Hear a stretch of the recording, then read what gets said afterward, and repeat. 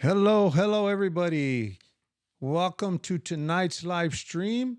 Today, I'd like to, before I start with anything, today I want to say Happy Mother's Day to all you mothers. Actually, in Mexico, we actually celebrated it on the 10th. It's actually celebrated on the 10th. So it was actually Mother's Day earlier this week here in Mexico. But I know today is officially Mother's Day in other parts of the world. So happy Mother's Day to all the mothers out there. Um, I'm gonna let a couple of people come on in. Why don't, if you want to, just pop on in and say hello and where you're from, and we'll get this started in just a second here. Um,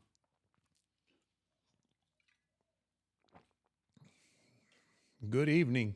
And actually, Cindy K is in here. Prof is already in here. Edith Jones. Hi, how you doing, Edith? Jack Walsh. Good evening. Flying GSP. Um, how you guys doing today? Okay, today, and actually, Jack Walsh from San Francisco Bay Area, and Ola from Monterrey,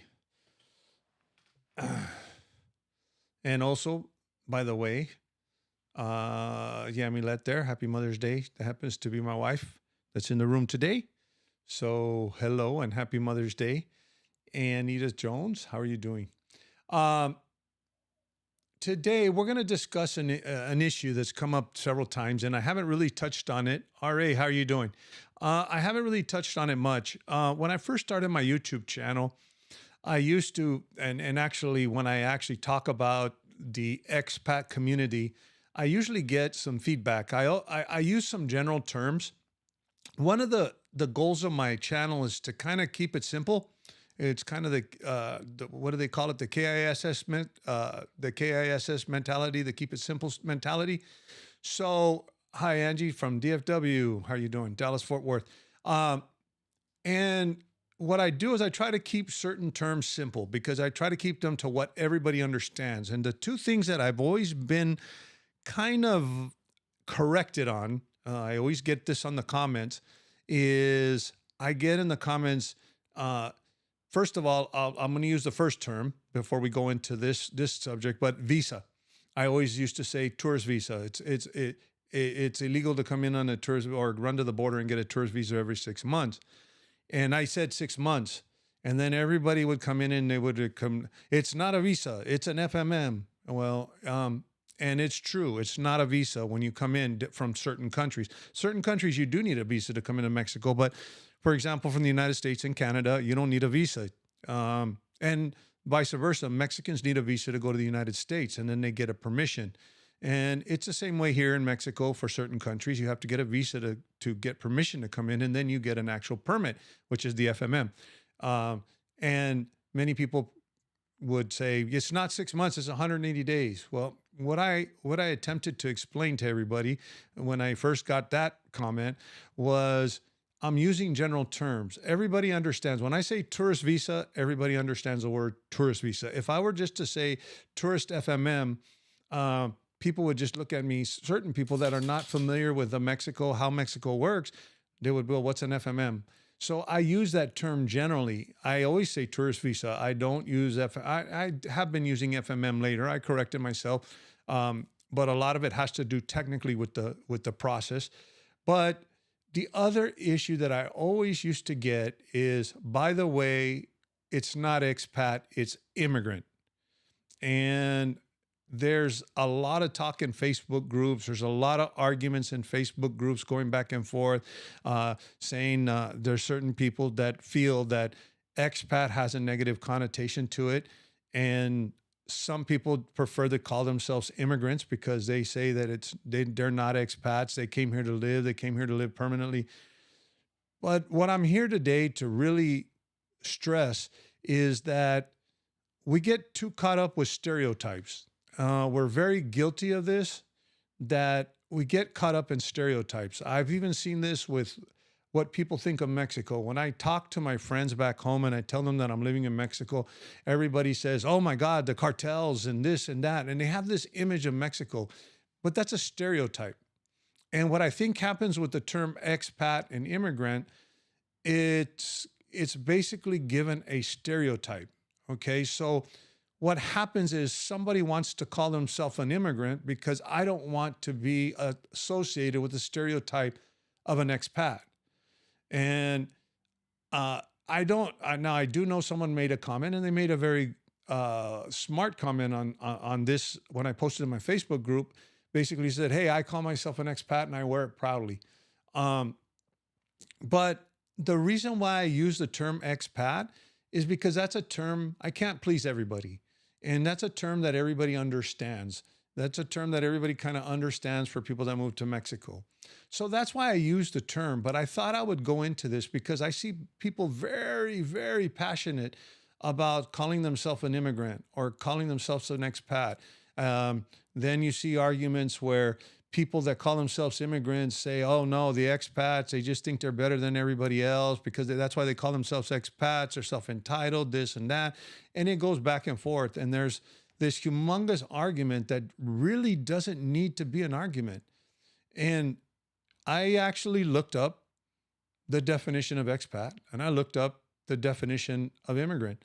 Actually, I went to the wiki page and for patriot or expat. And actually, expat holds many different meanings depending where you look in different dictionaries. Expat means a person that lives in a foreign country that doesn't live in their country of origin. And then other places will say, an expat is somebody that doesn't in a country that doesn't plan to stay in the country.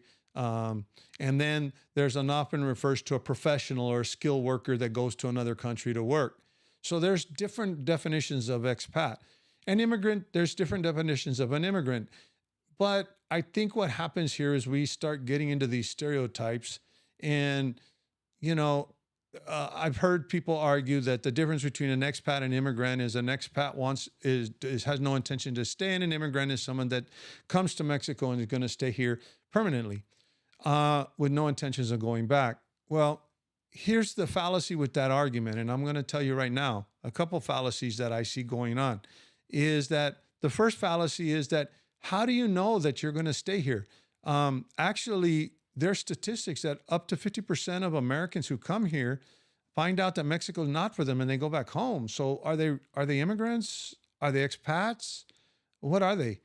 And I think we get caught up so much in these stereotypes that we need to realize that the word expat is just a name. The word immigrant is just a label. They're both labels.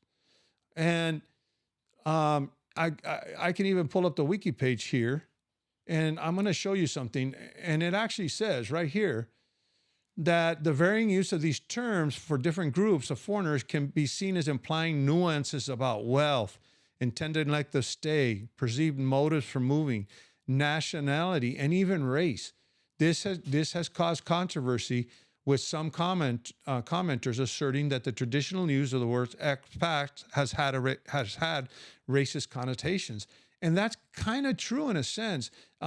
We kind of associate this expat word kind of like, oh my God, if you call yourself an expat, it's kind of like calling somebody a racist in another country. And it's not necessarily true. It's what you want to associate yourself with. One of the things that I found very unique is when I moved to Mexico, I use the term expat on my channel, but when I moved to Mexico, my wife's from here. She was born and raised here, went to school here, got her master's degree here in Monterrey. And, I associate with all of her friends and we get together and everything else. And when everybody asks me, what are you? Are you, where are you from? Or what are you? And I said, as a matter of fact, yo soy americano.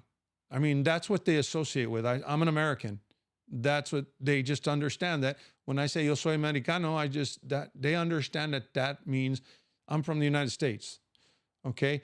Other times I even follow it up with what could be perceived as a derogatory term. See, I'm half Mexican. I'm not full Mexican. I'm half Puerto Rican and half Mexican. And plus my Spanish isn't very good. So there's a Mexican term called pocho, and pocho means that you have Mexican of Mexican origin, or you have Mexican blood, or you're half Mexican, or you're a Mexican American that doesn't speak Spanish, sometimes it's used as a derogatory term here in Mexico. But it's so funny because I use it as a joke. I just say, oh, yo soy americano, yo soy un pocho. And I'll say that because it's kind of funny and it gets a laugh, and everybody laughs and we all have fun. And that's me calling myself a derogatory, so technically a derogatory term here in Mexico. And there's a lot of nuances to these stereotypes. And, that people get hung up with these labels and these stereotypes. And I'm here to tell you that I don't even call myself, I don't call myself an expat except for on this channel. I call myself a pocho. I call myself an americano. As a matter of fact, my wife's friends, every time my wife introduces me, she tells everybody I'm an americano. When we refer to our friends that are from different places, because like when San Miguel, we get together with. I have a really good friend that's from Australia. I have another really good friend from New Zealand. I have another really good friend, a couple of friends from Canada. And we don't even label them as, oh, they're expats that live here. Usually it's, oh, the Canadian or the Australian, our Australian friends, or our friend from New Zealand. We don't even use the term expat. So, and we don't call them immigrants, okay? So, we get so caught up in all of these stereotypes. And one of the things that I want to bring up, and the point I want to make tonight, is that, we need to get rid of the stereotypes. And it's not just about expat. It's not just about immigrant or what you call yourself. It's also about stereotypes that people have of Mexico. And that's the big problem that becomes created because we start to think of the world in the sense of stereotypes. And, you can call yourself an immigrant, you can call yourself an expat, you can call yourself whatever you want to call yourself. But I'll tell you what Mexicans will call you. And this is actually what a Mexican will call a foreigner that lives here. They'll call them extranjero. Extranjero means that you're a foreigner. They don't refer to you as an expat. They won't refer to you as an immigrant. As a matter of fact, the term immigrant in Mexico, when someone says emigrante here in Mexico, they're not referring to a person that's coming here to live full time.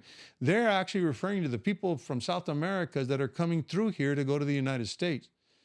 So let's say I want to call myself an immigrant. Well, a Mexican national will not call you an immigrant. They're going to call you a extranjero. They're going to call you a foreigner. That's the bottom line.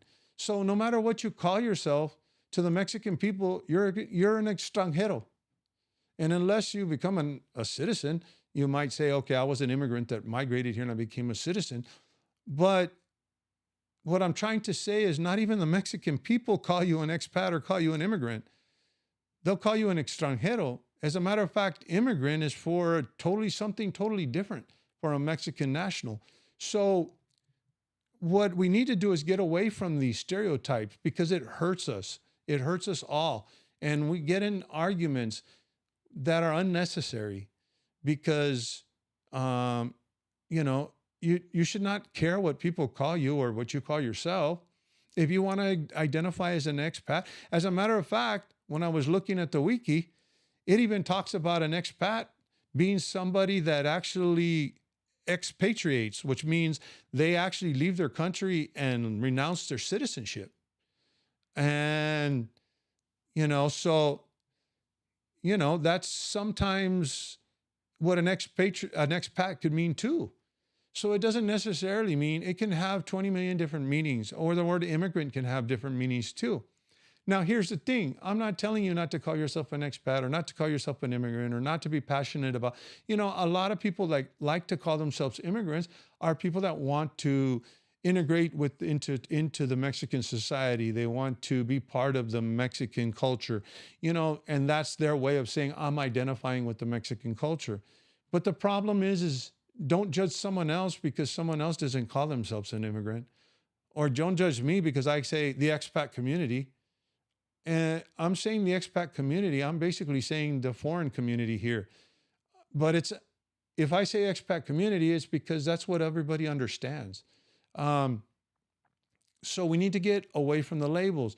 Um, and actually, I know a lot of people that there's these expat Facebook groups, and they say expats in Yucatan, expats in Merida, expats in wherever, expats in Mexico.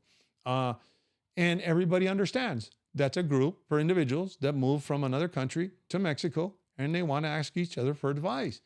So does it mean that the person that created that group and calls it expats in Mexico is somehow uh, racist or somehow classist or somehow thinks they're better than everybody else?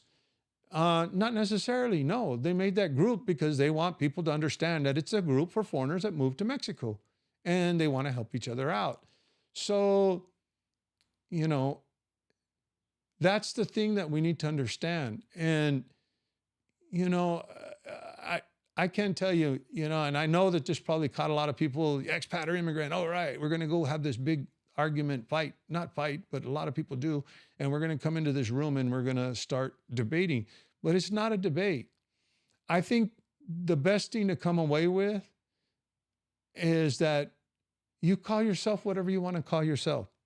And whatever anybody else wants to call you, if they feel that you should call yourself an immigrant, well, I don't think that we need to be placing our our feelings or our thoughts on, nobody likes to be told what to do. That's human nature. And if I call myself an immigrant, I don't want anybody to tell me to call myself something else. If I call myself a pocho, I don't want to tell anybody to call me something. You're not a pocho. You need to be proud of your race or something like that. No, I call myself whatever I want to call myself. And that's what we need to do. We need to respect each other.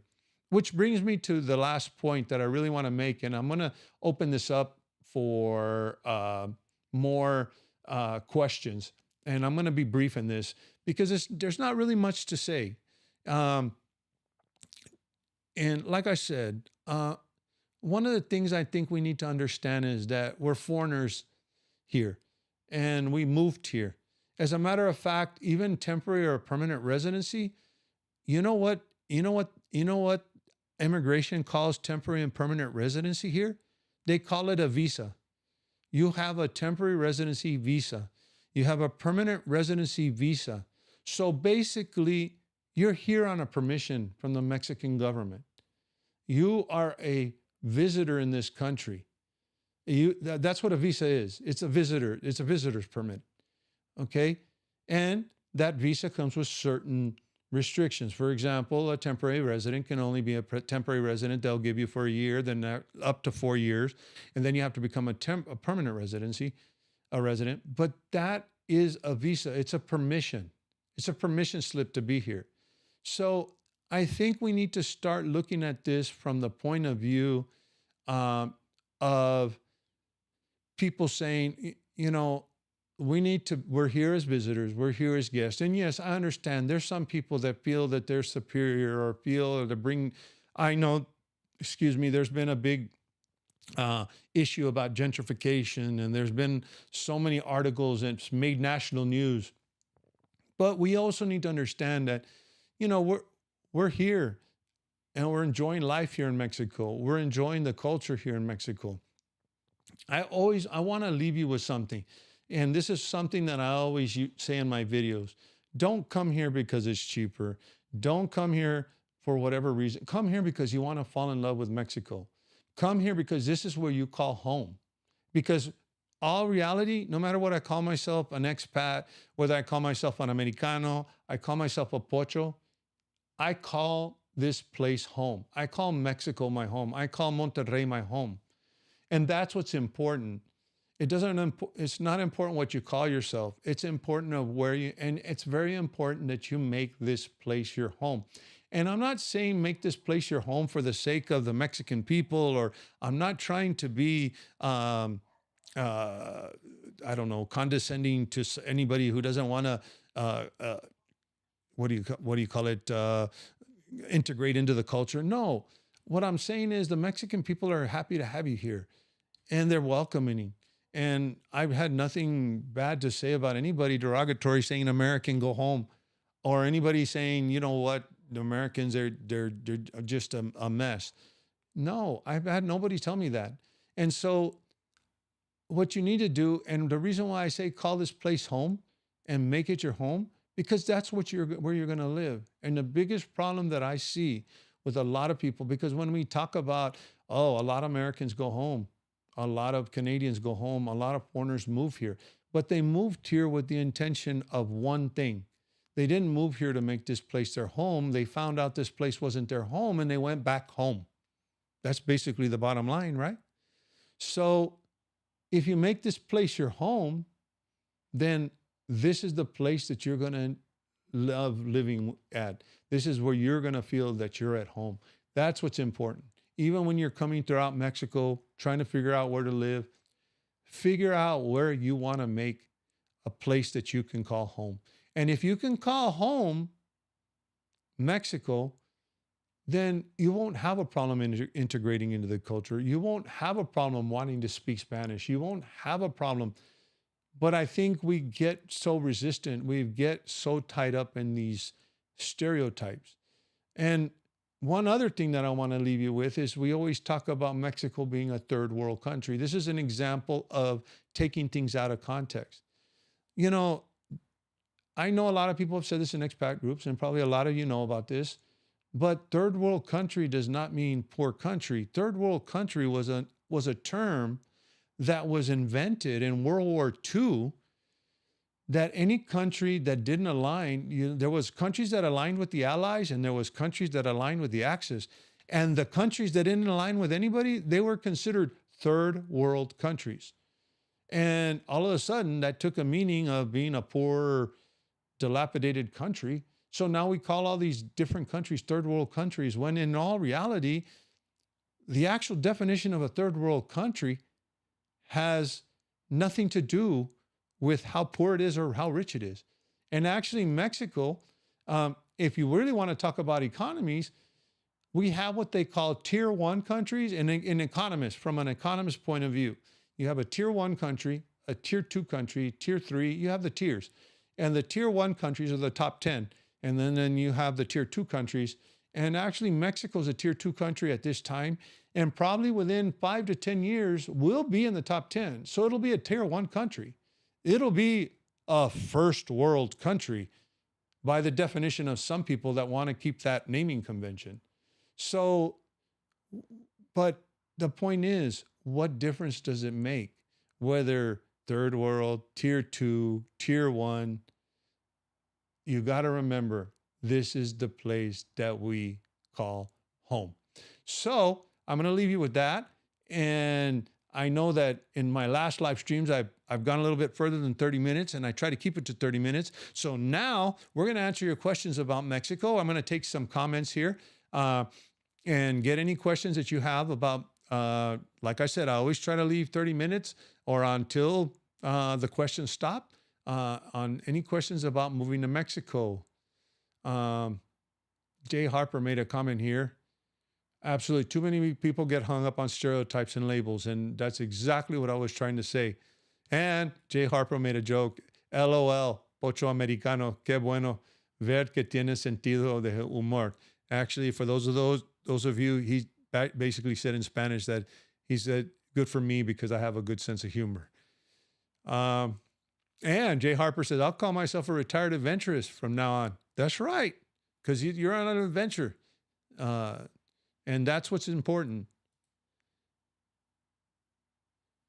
And Cindy Kawa, I don't understand why people have to make a big deal about these words. And that's true.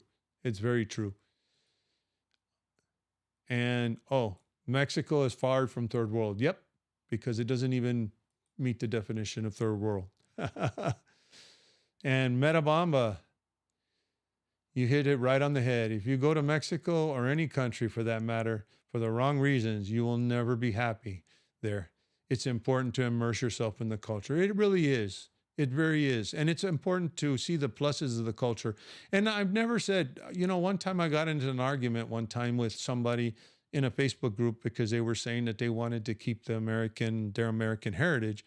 And I said, no, I have no problem with that. I was back in the United States and I kept my Mexican heritage and I kept my Puerto Rican heritage alive. There's nothing wrong with that. but we also got to remember where we're at, and there's nothing wrong with keeping your heritage. There's a difference between keeping your heritage and a difference between calling a place your home. You can keep your heritage, you can keep your customs, you can teach your children your customs and your heritage, but you also got to remember your home is now in Mexico. So you're in a different culture, and it doesn't doesn't mean you can't keep your heritage. People in different religions keep their religious rituals and their religious heritage wherever they're at, but they adapt to the country they live in, because some religions are not very aligned with whatever country they live in, but they adapt to that country. uh, te, can you or let me see.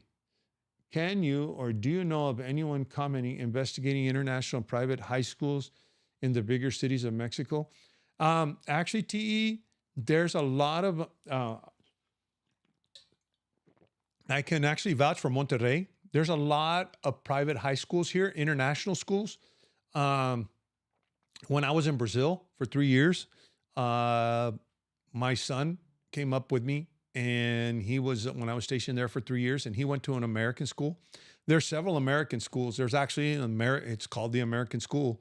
It's a private school here in Monterrey. There's also some run by different. There's some from Germany. They're different international schools, and a private high school will run you a lot less than it will in the United States or Canada. Um, but it does cost money. The same as the private universities versus the public universities.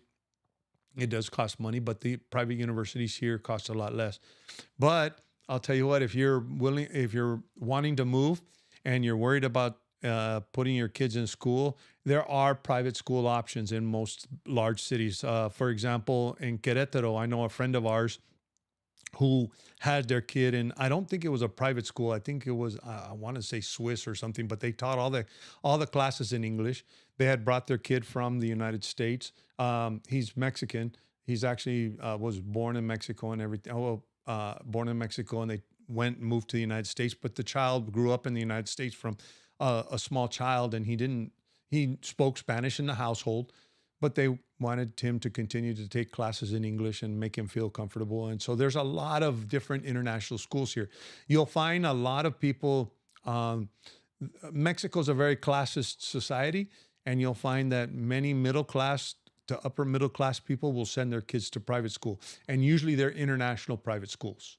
So there is a big. It just depends on what city you want to go to, TE.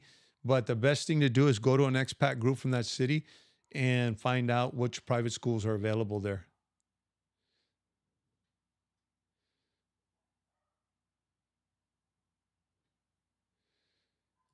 Christopher Bransky, expat or immigrant. Since I don't have plans to immediately return to the U.S., that kind of makes me a migrant. As far as Mexico being third world, it's not even close to being third world. And that's true, Christopher. And like I said, if you want to call yourself a migrant, that's bad. I mean, whatever you want to consider yourself, I think we build our own identities, and that's what's important.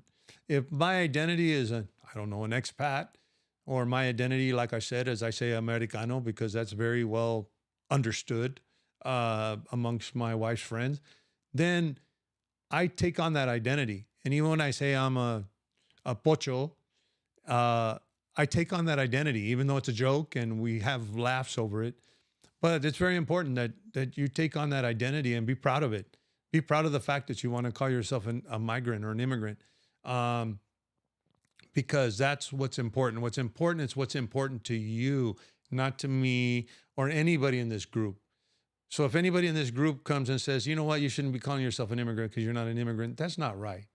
And that's what I have a big problem with in all these expat groups, is someone coming in and I call myself this and you need to call yourself this, or you know what, you're this because you're not calling yourself this. That's not right. It's just not right. And Jay Harper, have you made any progress on the high bandits, the ones that on the road from Laredo to San Luis? Um, Actually, Jay, most of the news, there hasn't been any incidents since that last video that I did. And I think you're talking about the in the area of Matawala. Um, I haven't seen any recent incidents, but there's nothing going on right now that I have seen in the recent news. But the problem is with that area is I think the authorities are very much focused on trying to figure out the organized crime in that area. The problem is that the organized crime in that area wasn't very well known until all of this stuff started happening. And so, um, since they don't know what's happening, the authorities are kind of just trying to uncover what's going on. There's an organized crime group that operates out of San Luis, and I don't think the authorities really even have a hold on how extensive it reaches. Now, I can tell you something that I haven't put in my videos. The mayor of Matawala is under investigation, of the governor wanted the mayor investigated, called for an investigation. I haven't heard anything new on that, but they were saying that the mayor, the governor is accusing the mayor of being involved in organized crime.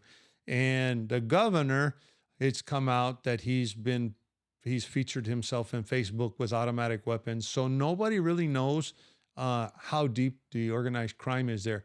One of the things that I've said about that area is, unfortunately, Highway 57 is a very common route that anybody coming to the Southwest pretty much has to take. And it's probably the biggest toll road coming up between Querétaro and Monterrey. And so 57 has become like the main route, and it's actually the main route for trade. Actually, it's a very common route for any kind of merchandise coming from central Mexico. That's why that area is, they've been robbing trucks. Actually, they were robbing beer trucks and selling the beer in some of the local beer stores. So that's a very traveled highway. Now, can you avoid it? Probably a good percentage of people can avoid it. This is not one of those, like I say, in Laredo or in Reynosa right now. Don't cross in Laredo, don't cross in Reynosa. There's other alternatives. But the problem with 57 is sometimes it's really not an alternative. The reason why I did that video is to make you aware. When you start getting into that area, start making frequent phone calls. Exactly what I'm telling everybody. Keep in touch. Keep a GPS tracking app on. Keep in touch with your family and friends, and make sure that, and you know what? More than likely you'll go through there, no problems. But if something happens, your family knows what the last location you were at. They know what mile markers, or give them some type of landmark when you're passing, and you can call them and give them a real quick update. And then when you get home, make sure you let them know, or your destination, let them know I got to my destination, because you don't want anybody calling the embassy saying that I haven't heard from my family because you forgot to call.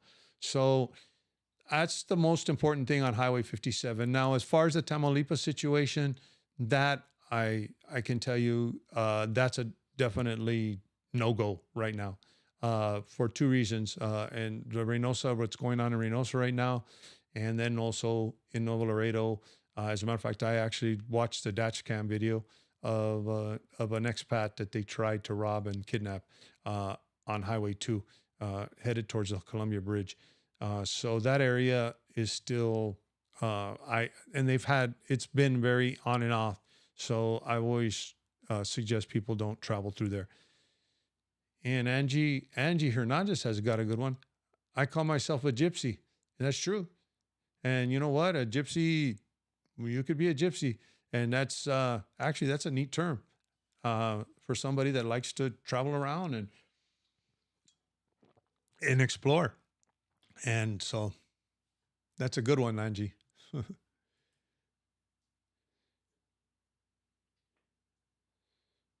And then let me see. I hear there's a serious crime route between New Hampshire and Laredo.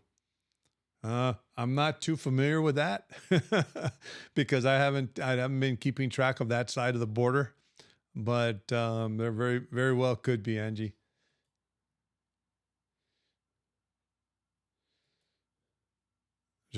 Jay Harper, that route has always been used to run drugs from the border to the Northeast. Yeah, I think Jay Harper, you're talking about the New Hampshire Laredo route.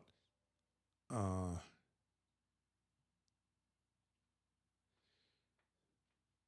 and Jay Harper, she lives in Chapala. That's correct. The individual that posted that actually lives in. Uh, uh, she actually lives in Chapala. I actually happen to know her also. Actually, she tagged me in that post of that dash cam video so I could see it, and the way I actually. That's the way I actually found out about it. Is she actually tagged me in that post? I was unaware of that. That incident. There's a lot of incidents like that you don't see in the news or don't make the news or don't even make Facebook groups. And I did ask that individual if I could have her permission to use this example in my video, and she said fine, because I didn't. It was a private group out of Chapala that she posted the video to, and she said fine. And Alejandro, actually Alejandro, I think I've seen you on the chat, the Facebook chat. Welcome, and you're a soon-to-be gypsy. Where do you plan to move? I don't remember where you said you were. I think you were still looking where you want to move in the Facebook chats. It's great to see you here, Alejandro. Anybody else have any questions? Anything about anything? About any of my videos, anything about moving to Mexico, any kind of suggestions whatsoever. I'm going to leave it here for another 5 minutes unless we have more questions. What I have planned, I still have the interview with Chasing the American Dream. I'm working on that. The two emergency videos, not the emergency videos, but the travel videos kind of took priority. I also have a final video coming up with my conclusion of my investigation of between Tangerine Travels and Jose Arteaga Travels. And I also just finished recording. I just became I just recorded with a popular podcast. I was a guest on a popular podcast. At the end of May, I'll be coming out in a podcast called the Expat Money Show, which is a very, very famous podcast. And also I'll be doing a second episode pretty soon in the Expat Money Show, talking about two different subjects. So I'll be posting that in my community tab. So that's what I have going on. And I'm supposed to interview Bill Davis, Dallas Lewis from Mazatlan, who happens to run Bill the Geek, the Bill Dallas Lewis YouTube channel.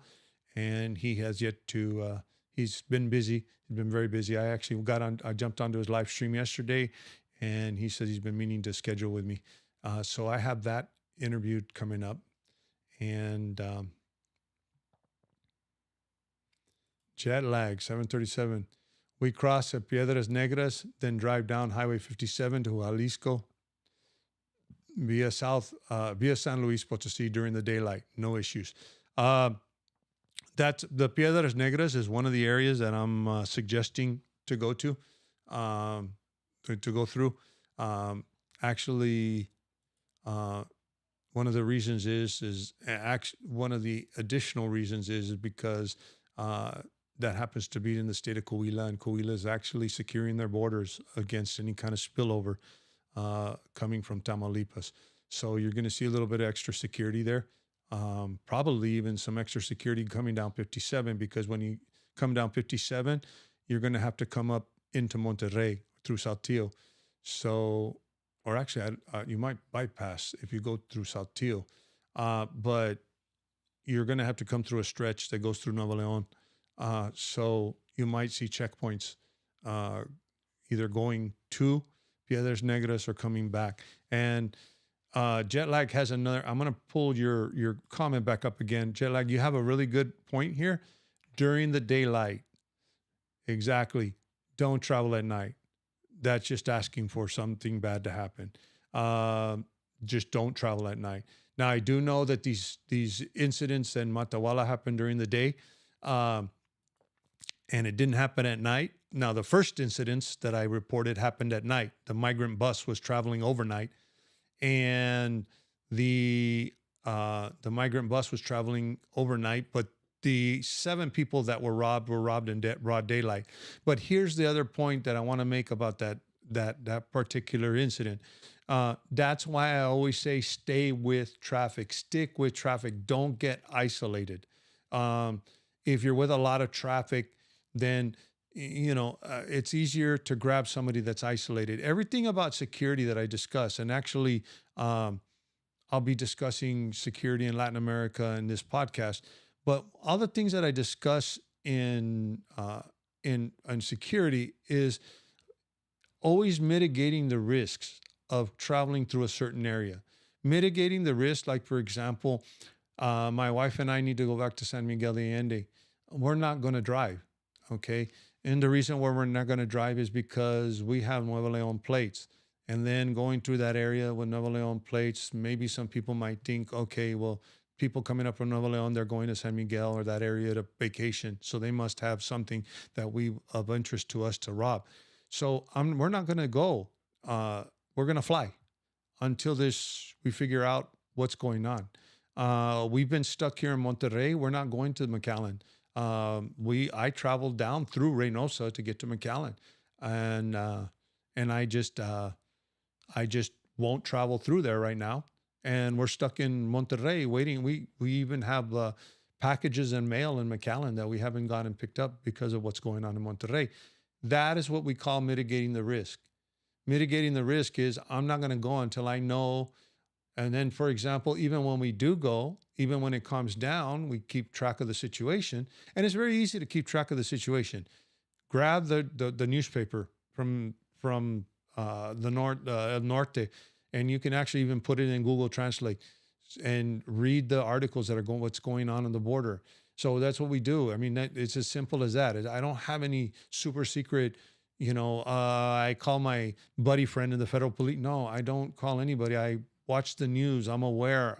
There's certain Facebook groups. There's a Facebook group called Código Rojo in Reynosa that we always check before we leave. And so that we know if there's anything going on or that anything happened the last 3 to 4 days, we won't go. So that's what we call mitigating the risk. Like I just gave these tips in my video about keeping a tracking app on. If the tracking app, calling your family members constantly, keeping in touch, driving during the day, all of these are mitigating risk. That's all you're doing. You're mitigating risk. I hate to say this, sometimes I get a little bit blunt, but if someone wants to rob you, they're going to rob you. There's nothing you can do but what you can do, if someone wants to, oh, wow, super chat. Thank you, Profe. Thank you so much. Thank you. And Profe just sent a super chat. I usually don't ask for donations, but he donated $5 in the super chat. And let me see what thanks for the great info. Has the border crime spread into McAllen? Also, have you heard from anyone who had experience with Cuernavaca I&M?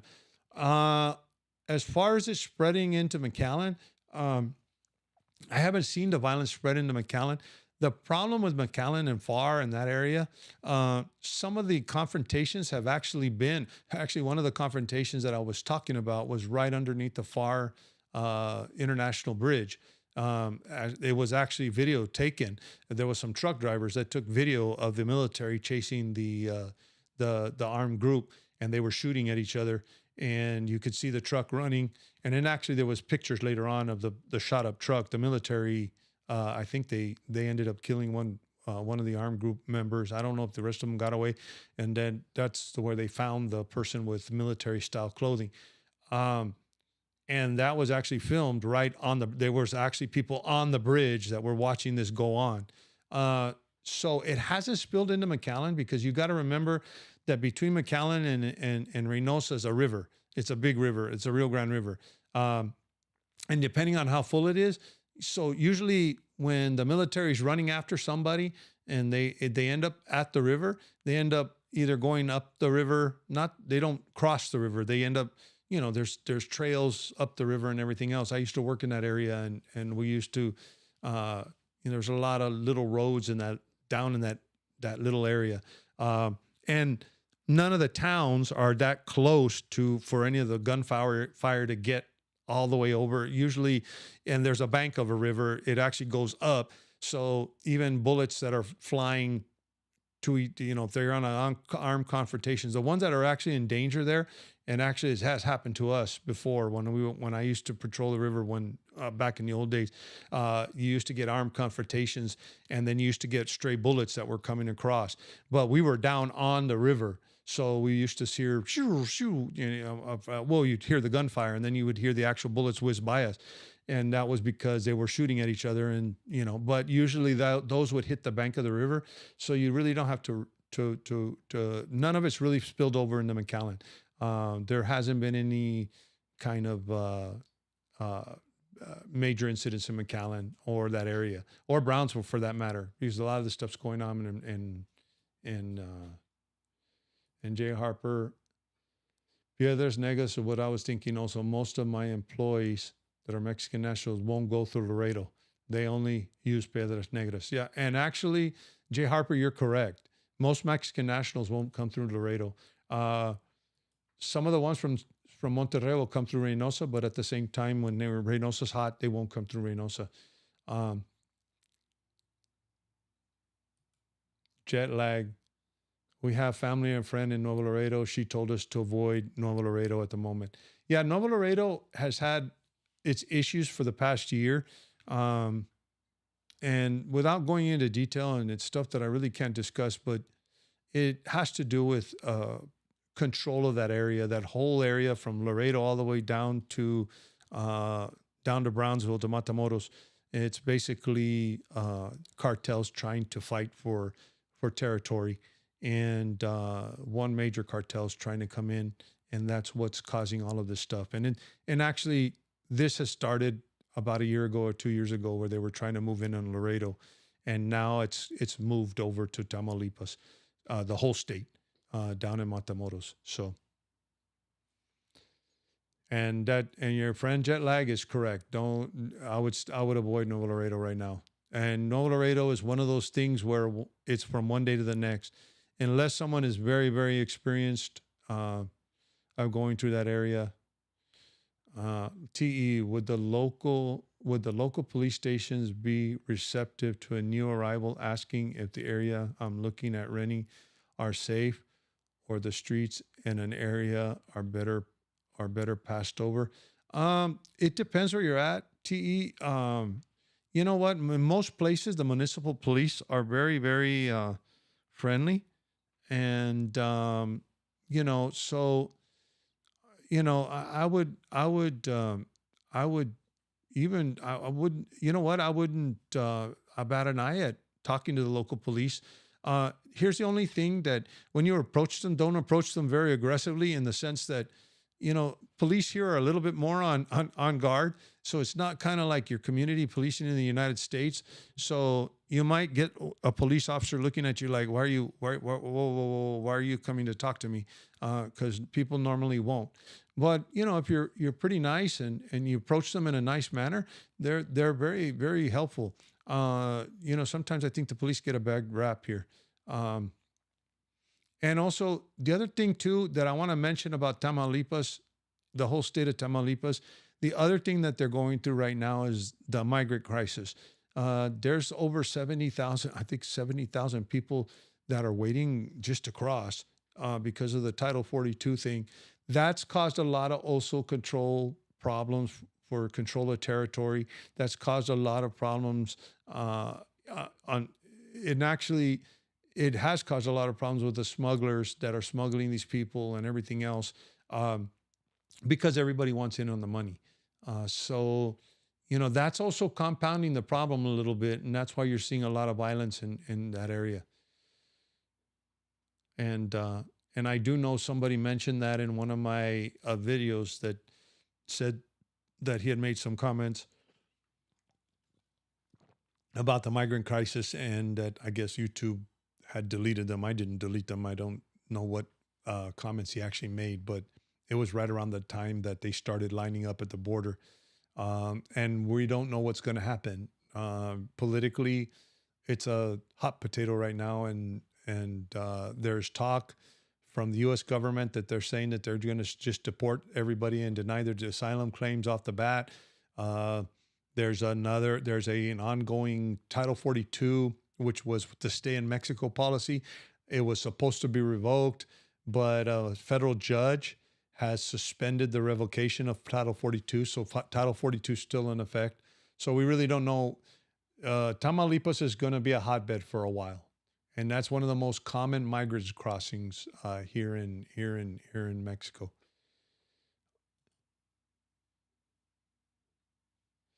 TE with some coffee, cake, and courtesy. That's right. Coffee, cake, and courtesy will get you a long way, TE, especially with the police. You're going to find out that the police aren't as bad as everybody thinks they are. Um, you're still going to have corruption, but I think we have corruption in the police everywhere you go. Um, and I saw it. I mean, I investigated several law enforcement officers in my career. So it's not uncommon anywhere in the world.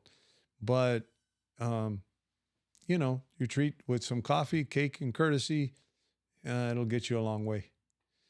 Anybody else have any other questions? Let me look at my watch here.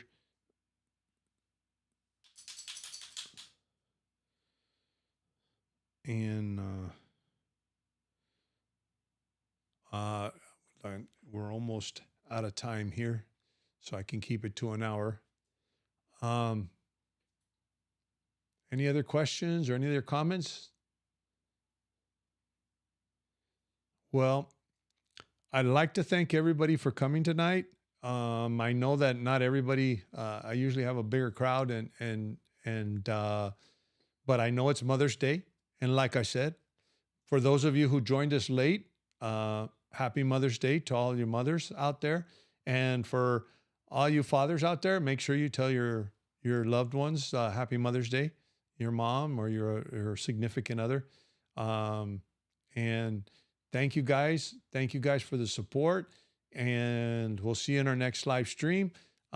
Actually, if you guys have any suggestions, go to my Facebook group and post a suggestion for a live stream. You can post it in the comments here to this live stream. I usually you can click on the link and then you can see a replay for those of you that missed it. And if you have any suggestions for a subject that you'd like me to cover, by all means, let me know. And instead of me coming up with a topic, I'd love it when someone else comes up with a topic. And actually, I even have been looking for people to interview. I have a post on my Facebook group for people to interview that live in Mexico. And so if you want to get in on that, let me know too. And here's the thing. When I talk about people to interview, not necessarily am I talking about people that already live here. Maybe if you're planning to move here, I'd love to know your plans. Actually, one of the people that I was talking with about interviewing hasn't made it to Mexico yet, but has a very, very touching story, and I think it's worth sharing it and why you want to come to Mexico. And I think it's just as important to share that kind of stuff. And thank you all. And as I always say in all my videos, we'll see you soon.